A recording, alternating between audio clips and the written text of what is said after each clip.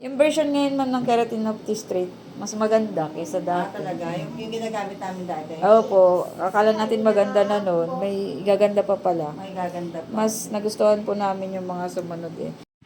Ang client nga po natin today ay magmami. Galing pa sila ng Tomas Morato and dumayo dito sa Parkwood Hills Subdivision. Parehas nga sila na may pagka-curly and wavy ang buhok.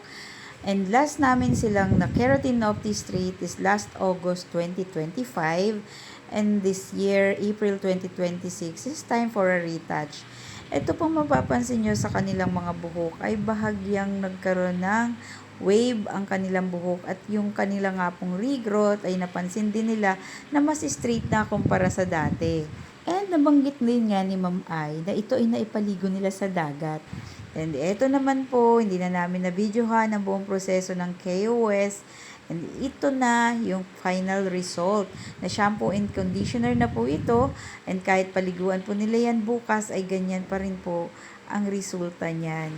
Talaga namang babalik-balikan mo ang resulta ng Keratin Opti-Straight na shiny, bouncy, straight, and silky hair. Safe po ang KOS sa mga bata, buntis, and pwedeng iligo sa dagat at swimming pool. At kapag natalian ng buhok ay okay lang. Thank you for watching. Book your appointment now for your next hair transformation.